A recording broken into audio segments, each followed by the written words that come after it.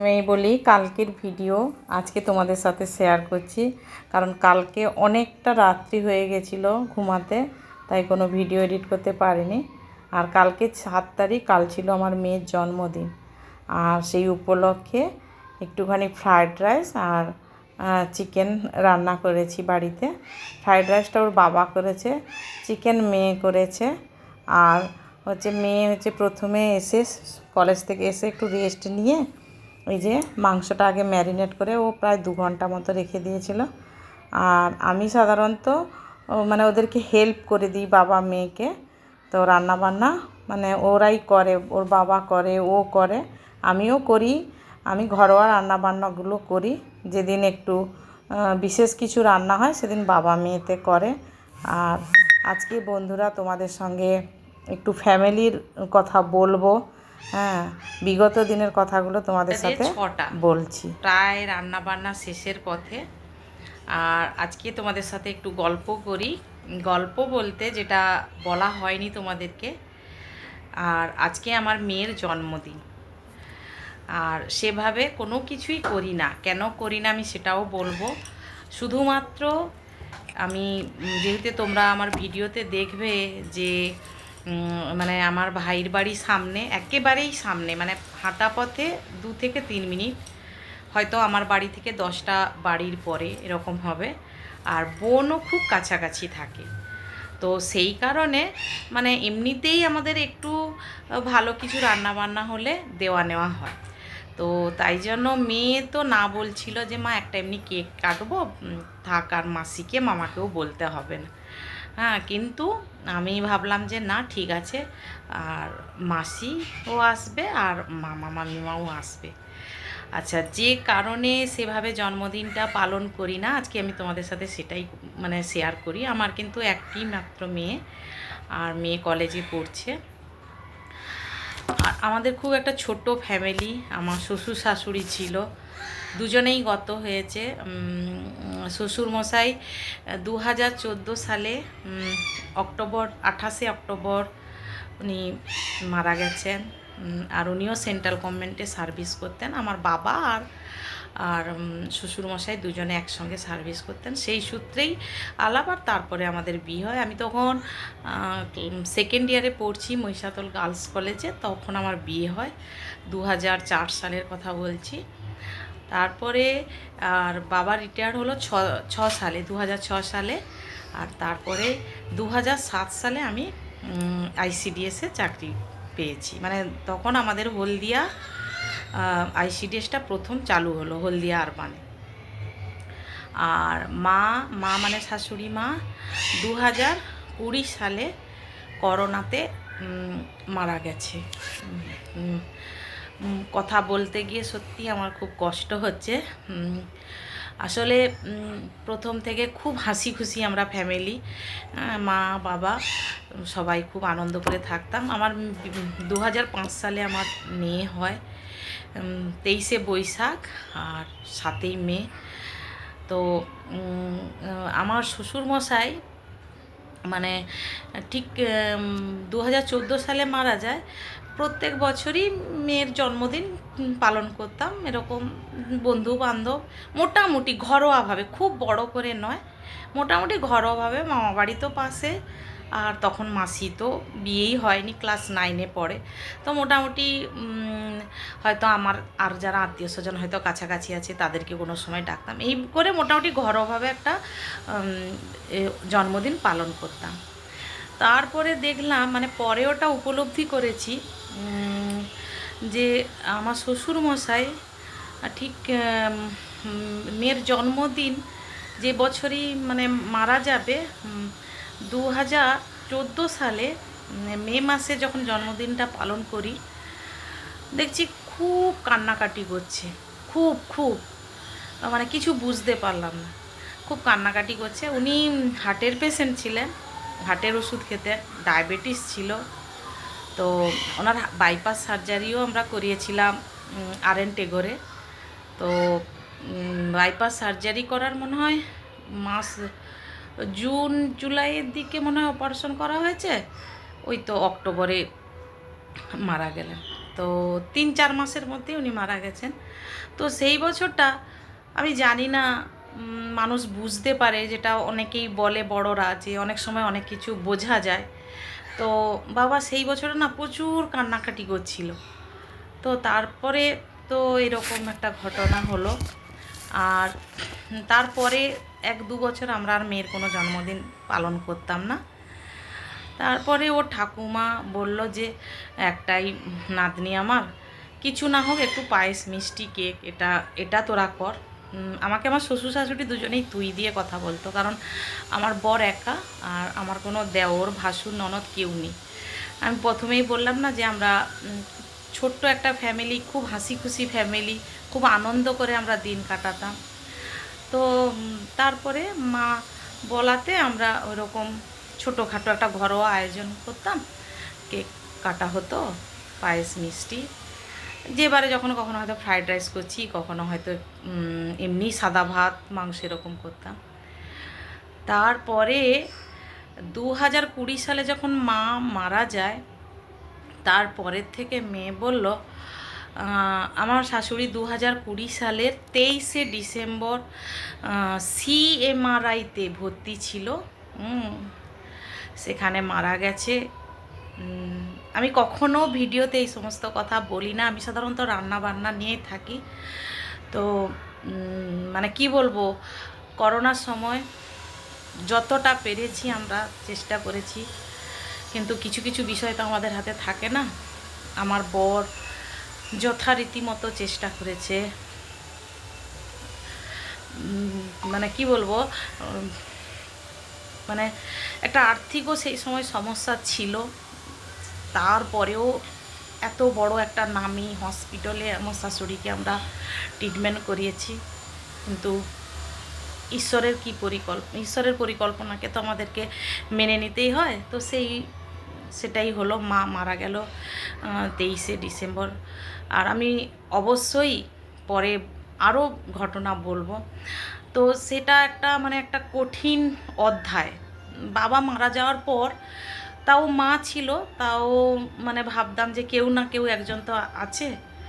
আজকে ভীষণ কষ্ট হয় মায়ের জন্য। আমি একটাই কথা বলি, আমি খুব খুব উপলব্ধি করি যারা একটু সেবা পায় না, যারা একটু কি বলবো শুশ্রূষা পায় না, যারা কষ্টে আছে তারা কিন্তু বেঁচে আছে, কিন্তু যারা ভালো থাকে, ভালো থাকতে থাকতে কেন যে ঈশ্বর তাদেরকে তাড়াতাড়ি তুলে নেয় আমিও যাদের প্রয়োজন, আমাদের প্রয়োজন ছিল আরও ওনাদের থাকাটা। বিশেষ করে মা মারা যাওয়ার পর কি বলবো, মেয়ে ক্লাস 9-এ পড়ছে, মেয়েটাকে আমি রান্না করে দিতে পারিনি। আমি সকালে সেন্টারে চলে যেতাম, মা রান্না সব কিছু আমার মেয়ের করতো। ড্রেস বের করে এনে রাখা সামনে, চেঞ্জ মোজা ও একদিন কি দুদিন পরতো, তারপরে বিকেলবেলা স্কুল থেকে এলে মা ওর মোজা, কখনো স্কুলের ড্রেসটা, আমার থেকে আমার শাশুড়ি মা প্রথমে দাদু করেছে, তারপরে ঠাকুমা। তো এই রকম একটা বিষয়, যেটা মূল বিষয় বলতে চাইছি যে মা মারা যাওয়ার পর সত্যি আমরা খুব খুব কষ্ট পেয়েছি, কিছুতেই ভুলতে পারছি না। ভোলা তো কখনোই যায় না, কিন্তু খুব সংগ্রাম করেছি। সবথেকে যেটা বড় বিষয়, আমার বরকে কি বলবো, কিছুতেই স্বাভাবিক জীবনে সে ফিরতে পারছে না। এমনও দিন গেছে আমি বাড়িতে নেই, কোথাও হয়তো গেছি, এসে আমি আমার বরের চোখের দিকে তাকালে বুঝতে পারতাম যে ও প্রচুর কান্নাকাটি করেছে। আমি মেয়ে হয়তো বেরিয়ে গেছি কোথাও, আর সেই কারণে আমি তোমাদেরকে সত্যি বলছি বন্ধুরা, আমি তোমাদের সামনে প্রতিদিন ভিডিও নিয়ে আসি। আমি সত্যি বলছি, আমি কোনো দিন আমার বরকে ছেড়ে একটা রাত্রি কোথাও থাকি না। যদি ভুল ভবিষ্যৎ একটা রাত্রে হয়তো কোথাও আমাকে নন্দীগ্রামে গিয়ে কোনো কারণে কাটাতে হয়, আমি আগে থেকে কাউকে না কাউকে ওর কাছে আমি রেখে যাই। তো যাই হোক, একটাই ছেলে, আর ভাই বোন কেউ নেই। সে যে কি কষ্ট গেছে, সেই 20 সাল, 21, 22, 23 এখনও বলে আমাকে যে আমার মা বাবা কেন এত তাড়াতাড়ি চলে গেল। আমি বলছি এই উত্তর আমি দিতে পারবো না। আমি ওকে শুধু একটাই সান্ত্বনা বাক্য দিই যে মা বাবা চলে গেছে, দেখো ওই জায়গাটা কখনো স্ত্রী মেয়ে কেউ আমরা পূরণ করতে পারবো না, কিন্তু মেয়ের জন্য আমাদেরকে বাঁচতে হবে, মেয়ের জন্য আমাদেরকে লড়াই করতে হবে, মেয়েটাকে একটা সঠিক জায়গায় দাঁড় করিয়ে তারপরে আমাদের যা হবে। তো এইরকম একটা বিষয়।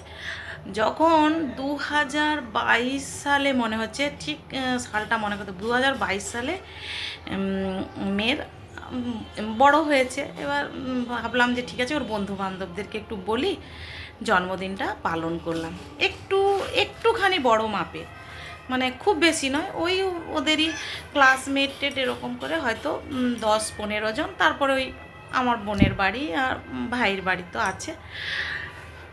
দেখছি কি, আর আমরা না সাধারণত মানে বাইরের কেনা খাওয়ার মানে এরকম কখনো নিয়ে এসে কষ্ট করি সারাদিন করে, নিজেদের হাতে রান্না করে ভালোবেসে সবাইকে খাওয়াতে ভালোবাসি। তো সেদিন, আর আজকে আমি তোমাদেরকে একটা ভিডিওতে বলেছিলাম, আজকে সকালে যে ভিডিওটা শেয়ার করেছি, যে কিছু অনুষ্ঠান হলে আগে মা রান্না বান্না করতো, বাবা করতো, এখন আমার বর করে আর আমার মেয়ে হেল্প করে, আমি ওদেরকে একটু হেল্প করে দিই, কিন্তু ওরা বাবা মেয়ে একটু বেশি করে। সত্যি কথা বলতে তো কোনো লজ্জা নেই। তো যাই হোক, সেদিনও আমার বর কিন্তু একাই রান্না বান্না করেছে, হেল্প করেছি।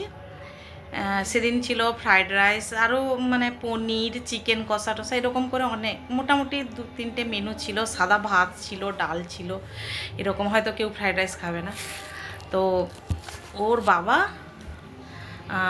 সন্ধেবেলার দিক থেকে অসুস্থ হয়ে পড়ে, প্রেসারের ওষুধ সেদিন আর খায়নি, একাই সব কিছু মানে বাজার হাট করা। তো ছেলে বলতেও একা, আর তো কেউ নেই হেল্প করার মতো সেরকম, ওই একাই সব বাজার টাজার করেছে সকালে, দুপুরে রান্না বান্না, তারপরে সন্ধেবেলা থেকে খুব অসুস্থ হয়ে পড়েছে। আর আমিও ভিড়ভাট্টার মাঝখানে, আমারও আর খেয়াল নাই বলতে যে তুমি প্রেসারের ওষুধটা খেয়েছো। তারপরে ভীষণ কাঁপছে, দুর্বল হয়ে গেছে। আর আমার ভাই, ওর মোটামুটি বাড়িতে ফার্স্ট এডের যে মানে হয় না, প্রেসারের মেশিন, সুগারের মেশিন, এগুলো মোটামুটি ও রেখেছে। তো ও যখন প্রেসার মেপে দেখলো প্রেসার প্রায় 250 থেকে 300-র মধ্যে, সঙ্গে সঙ্গে এসি চালিয়ে, ভাইয়ের বাড়িতেই এসি চালিয়ে ঠান্ডা ঘরে বসিয়ে ওকে ওষুধ দিয়ে, মানে প্রায় আধ ঘন্টা 1 ঘন্টা পরে তারপরে ও একটু স্বাভাবিক হলো। সেই থেকে মেয়ের কি জানি কোথায় মাথায় কিভাবে কি ঢুকেছে আমি জানি না, ও কিছুতেই না মা আমার জন্মদিন আর তোমরা তো, আমার বাবা অসুস্থ হয় না হলে মানে দেখেছে, ও প্রায় খেয়াল করে দেখেছে যে বাবার শরীরটা সেদিন খারাপ লাগবে, না হয় দেখছে আমার শরীরটা একটু খারাপ, তারপরে ওর ওটাই বেশি কষ্ট হয়। আমাকে বলেছে যে মা আমার জন্মদিনের সময় না আমার বেশি দাদু আর ঠাকুমার কথা মনে হয়, আমার জন্মদিন তুমি মানে ধরো না, কারণ আমার দাদুর যে বছর লাস্ট দাদু ছিল জন্মদিন ধরা হয়েছিল, আমার দাদু প্রচুর কেঁদেছে। তো সেই কথাগুলো আমিও মাথায় রেখে, যখন যার জন্মদিন সে যখন চায় না, আর সেদিন থেকে আর মানে কি বলতো, বাইরের মানে যে বন্ধু বান্ধব, মেয়েরও অনেক বন্ধু বান্ধব কলেজের আছে, ডাকলে তারা আসবে, কিন্তু মেয়ে করতেও রাজি নয়। এই আজকের যেটুকু সেটাও করতে রাজি ছিল না। আমি বললাম যে না, এটা না করলে নয়। তো একটু পায়েস করেছি সিমুয়ের, ওই করেছে, ওর বাবা ফ্রাইড রাইস করেছে, ও মাংসটা করছে, ওর মেসো দুপুরবেলায় এসে একটা কেক কিনে দিয়ে গেছে। হ্যাঁ, তো এটাই যেটা মেয়ে চায় না, আমিও করতে চাই না, কিন্তু আমার বাড়িতে তো তোমরা যারা আমার ভিডিও কন্টিনিউ দেখো দেখবে, বোন আসে, ভাই বউ আসে, মিষ্টি তো ধরাই আছে, গুড্ডু মিষ্টি, এটুকুই। এদেরকে নিয়ে তো প্রায় দিনই আমরা হই হুল্লোড় করে থাকি, তো তাই আজকে ওদেরকে ডেকে নিচ্ছি যে চলে আয় সবাই একসঙ্গে মিলে খাবো। মানে জন্মদিনের জন্য যে এরকম নয়। এই যেমন কিছুদিন আগে একটা ভিডিওতে দেখলে যে আমরা মায়ের ওখানে গিয়ে, মা অসুস্থ ছিল, তারপরে ওখানেই আমরা সবাই মিলে রান্না বান্না করেছি। মা বাবাকে মিস করছি, মা বাবা নন্দীগ্রামে আছে, আমার মা যে অসুস্থ ছিল ভালো আছে, কিন্তু এখন যেহেতু ধান কাটার সময় তাই মা চলে গেছে ওখানে। আর মেয়ে এখন রান্না করছে, আমি তোমাদের সঙ্গে বসে গল্প করছি, এরপরে যা যা আরও করছি তোমাদেরকে দেখাতে থাকবো, তোমরা সঙ্গে থেকো। হ্যাঁ, কেক কাটিং হবে, তোমাদের সঙ্গে সব কিছুটাই শেয়ার করব। আর তোমরা আমার মেয়েকে আশীর্বাদ করো যেন ও অনেক বড় হয়, মানুষের মতো মানুষ হয়, এটুকুই। আর তোমরা আমার ভিডিও দেখতে থাকো। এই যে আজকে অনেক দিন পরে বরের সঙ্গে একটু ছবি তুললাম। বিয়ে ছবি তুলতেও চায় না, বিরক্ত হয়ে যায়। ওই যে মুখটার অবস্থা দেখলে তোমরা নিশ্চয়ই বুঝতে পারছো। হ্যাঁ, বিরক্ত হয়ে গেছে, জোর করে দাঁড় করে দিয়েছি। আর আমাদের এই যে সব পুচকি পাটি, আমাদের বাবা মনু আজকে চুল বেঁধেছে, একটা ড্রেস পরেছে। এখানে তো আমার ভাইয়ের বউ রয়েছে, তো গৌতম বোনের বর গুড্ডু। হ্যাঁ, আজকের এরাই হচ্ছে মানে স্পেশাল গেস্ট। এরাই সবসময় থাকে, এরাই আছে। তো এখন কেক কাটিং হবে, সব কিছু রেডি হয়ে গেছে। আর এই যে এই কেকটা তার মাসির তরফ থেকে তাকে গিফট করা হয়েছে। হ্যাঁ, আর মনুও কিছু গিফট নিয়ে এসছে, অবশ্যই তোমাদের সাথে শেয়ার করব। সত্যি আমাদের মনু খুব ভালো মেয়ে।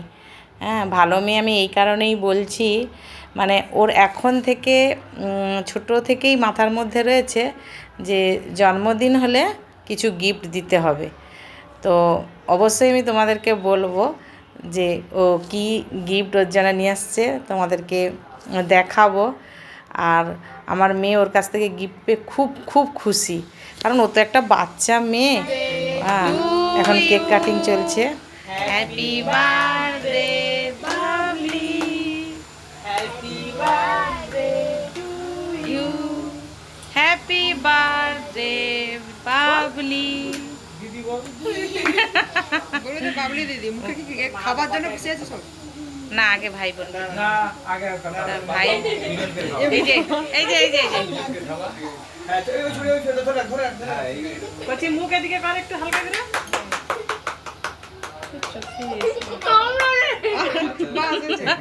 এবার মনুকে, এই মনুটা শুয়ে পড়ছে, ওকে আমি বোনকে বললাম যে ওকে একটু তুলে দে। ও আনন্দে হেসে গড়াগড়ি খাচ্ছে আর কি।